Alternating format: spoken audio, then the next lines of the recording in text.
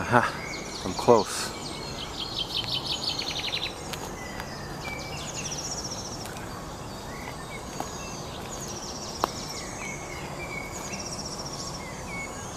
There it is. The perfect DCC system. It's all mine. What?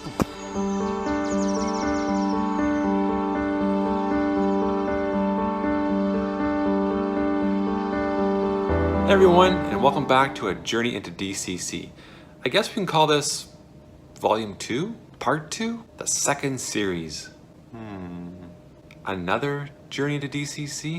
Anyway, I'm still on a journey and I'm so glad you're here to follow along. The first thing I want to do is share some pros and cons about building my layout in the small space. Many of us want to build our dream layout, which involves big structures, big yards, a lot of scenery, which means you need a lot of space. So the first downside of having a small space is I have to dream smaller and plan accordingly. The upside to planning smaller is that it's less overwhelming. I can now narrow my focus to just model scenes that really interest me and that will fit in that small space. Another negative point, limited track space and sharper curves. I'll have to run short trains to get a realistic look, and if I want a yard, which I do, I'll have to run small operations. A positive point, maybe I'll actually finish this layout. My last two layouts had no direction, no real plan, so therefore I had no real motivation to work on them. And my modular layout, well, that was just too big, I didn't know where to start. And another good thing, my small train room is on the same floor as the other rooms. So my trains are never out of sight and never out of mind. Did I miss anything? Leave a comment down below and share your thoughts on a small space layout.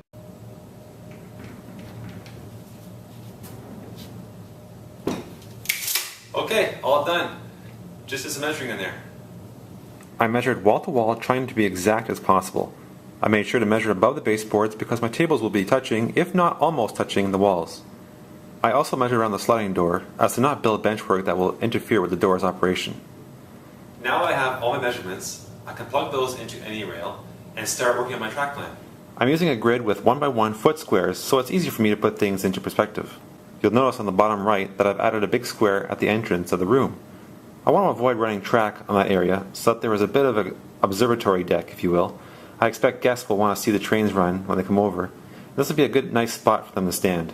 So, what do I want and what can I realistically have?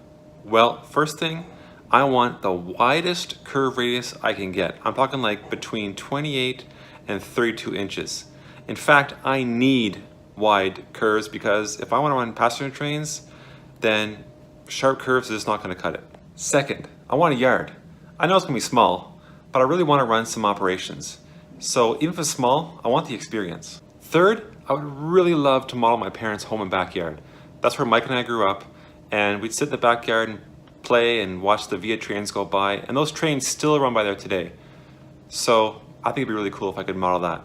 Lastly, I want one or two industries, especially the cinnamon?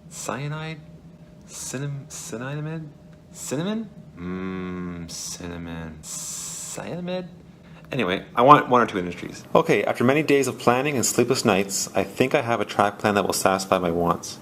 It's not very exciting, but it has 2 full loops, 2 number 8 crossovers, it has a yard with 3 tracks and an engine house, and the largest loop will rise to 1 inch, where I will model my parents' backyard. Fun fact, this is the first time I've built benchwork after making a track plan. Feels good to do it this way. You can see the red lines indicate the benchwork, which will go to the walls. I still haven't decided whether I'm going with a duck under, a lift out, or just solid benchwork at the entrance. Here I tweaked the benchwork at the entrance to make it wider and a bit more inviting. And finally, here are my thoughts on possible industry locations down the road. Some of you think I'm crazy for cramming an HO scale layout into that small space, but I'm gonna make it work. Stay tuned for the next chapter where I try and build benchwork. And I say try because I don't have a workbench, or a basement, or a backyard. So it should be interesting. Thanks a lot for watching, and until next time, take care. Celery seed, nutmeg, black pepper, honey. Where's the cinnamon? Excuse me, do you guys subscribe to M&M Rails at all? Train videos at all? No? YouTube? M&M rails. Nothing.